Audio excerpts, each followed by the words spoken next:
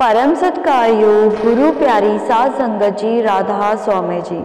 साध संगत जी, हम सब अक्सर डेरे पर जाते रहते हैं और वहाँ सब गुरु घर का लंगर चखने लंगर घर भी जाते हैं। पर कभी आपने सोचा है आज डेरे में जो इतना बड़ा लंगर घर बना हुआ है उसकी शुरुआत कैसे हुई थी? आज की इस साखी में मैं सारी संगत को इसी के बारे में बताऊंगी। साध संगत जी, ये बात 1951 की है, जब हुजूर महाराज जी ने गद्दी संभाली हुई थी। एक बार डेरे में भंडारा था। दूर दूर से संगत डेरे में महाराज जी के दर्शन और सत्संग सुनने आई हुई थी। भंडारे वाली रात महाराज जी अपने कमरे में सो रहे थे। आधी रात हो चुकी थी कि तभी उन्हें शोर सुनाई देने लगा। महाराज जी कमरे से बाहर आए तो उन्होंने देखा कि संगत अभी भी लंगर खा रही है और बहुत से लोग कतारें लगाकर अपनी बारी आने का इंतजार कर रहे हैं। हजूर इस बात को देखकर बहुत हैरान हुए कि मेरी संगत को लाइन में खड़े होकर इंतजार करना पड़ रहा है और आधी रात तक भी बहुत सी संगत भूखी है। महाराज जी सोच में पड़ गए कि इस समस्या का क्या समाधान किया जा सके।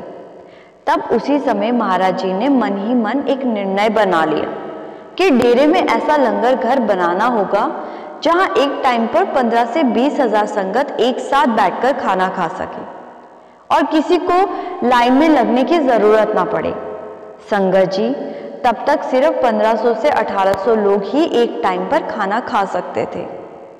महाराज जी ने अगले ही दिन इंजीनियर बुलाया और उनसे बात की तो वो बोले कि इतने बड़े लंगर घर के लिए बहुत बड़ी जमीन लगेगी और एकदम समतल जमीन की जरूरत होगी।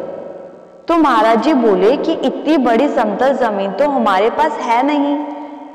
संगत जी, क्योंकि उस समय डेरे के आसपास पहाड़ हुआ करते थे। फिर महाराज जी ने पूर्व दिशा में एक बड़ी जमीन इंजीनियर को दिखाई।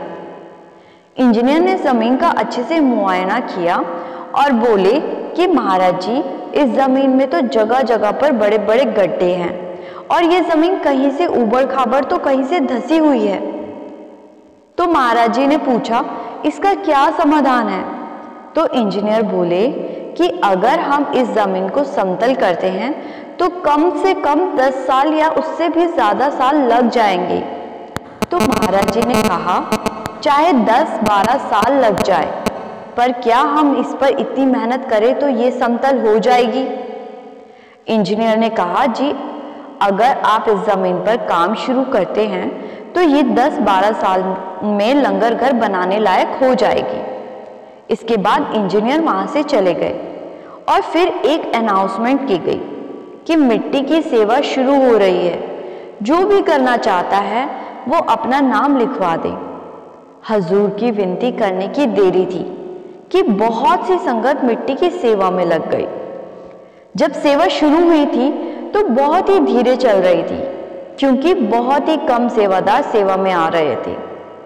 जब बाबा जी ने देखा कि सेवादार बहुत ही कम आ रहे हैं तो हजूर महाराज खुद वहां पर जाकर रोज बैठना शुरू हो गए और सारा दिन वहीं पर ही बैठे रहते और अपने दफ्तर के काम भी वहीं बैठकर ही करते थे। जब संगत को ये बात पता चली कि महाराज जी मिट्टी की सेवा पर पूरा दिन बैठते हैं तो दूसरे राज्यों से भी संगतें आने लगी और वहां महाराज जी के दर्शन करती और मिट्टी की सेवा में लग जाती। फिर जत्थे के जत्थे भर भर कर दूसरे शहरों और राज्यों से हर रोज आने लगे और मिट्टी की सेवा करने लगे। संगत जी, जो समय इंजीनियर साहब ने बोला था कि कम से कम 10 साल लग जाएंगे, वही काम महाराज जी की कृपा से 2.5 साल में पूरा हो गया। उसके बाद वहां एक बड़ा लंगर घर बनाया गया जहां उस समय 20,000 लोग एक साथ एक समय में लंगर खा सकते थे। और संगत जी, आज जहां पर हम लंगर खाते हैं वहां बहुत ही बड़ा लंगर घर बना दिया गया था और आजकल तो एक टाइम पर 50,000 संगत वहां पर लंगर खा सकती है। तो संगत जी, उस समय इतना बड़ा लंगर घर तो बन गया, लेकिन हजूर महाराज सोच में पड़ गए कि इतने सारे लंगर का प्रबंध कैसे होगा। फिर महाराज जी ने हुक्म बोला कि जो संगत आएगी वह अपने आप राशन लेकर आएगी और अपने आप पकाएंगी और खाएंगी। उसके बाद से आज तक पता ही नहीं कैसे लाखों लोगों का खाना बनता ही जा रहा है। संगतें खुद ही डेरे के लिए राशन लेकर आती है, खुद ही रोटी की सेवा करती है। ये सब हजूर जी की कृपा से चलता ही जा रहा है और मौजूदा बाबा जी की कृपा से और बड़ा होता जा रहा है। आज आप डेरे में चले जाओ या किसी भी प्रमुख सत्संग घर में चले जाओ, कभी भी किसी को लंगर के लिए लाइन में नहीं लगना पड़ता, किसी को इंतजार नहीं करना पड़ता। ये सब कुछ हमारे सद्गुरु की दया से, उनकी कृपा से चल रहा है। साध संगत जी, जब भी कभी सेवा का हुक्म हो तो कभी पीछे नहीं हटना चाहिए। सेवा चाहे तन की हो या मन की, धन की हो या सबसे बड़ी सेवा भजन सिमरन की हो, सभी सेवा अच्छे से निभानी चाहिए। जब हम कभी सेवा पर जाते हैं तो हम ये नहीं सोचना चाहिए कि हम अपनी मर्जी से जा रहे हैं, बल्कि ये तो उस मालिक की कृपा है कि उसने हमें सेवा पर बुलाया, हमें ये मौका बख्शा। संगत जी, सेवा पर जाना भी नसीब की बात होती है, हर किसी के नसीब में सेवा नहीं होती। इसीलिए जब भी आपको सेवा का मौका मिले तो खुद को नसीब वाला समझकर सेवा पर जाओ। सेवा भी उसकी दया के साथ मिलती है। सेवा का एक बड़ा उदाहरण हम सब ने कोरोना काल में भी देखा होगा कि जब दुनिया बंद हो गई थी तो सेवादारों ने इतनी बड़ी जिम्मेदारी संभाली थी। बाबा जी खुद सारा अरेंजमेंट देखते थे और सेंटरों में फोन करके भी पूछते रहते थे। उसके बाद उन्होंने विजिट भी करनी शुरू कर दी थी ताकि सेवादारों का हौसला बढ़े।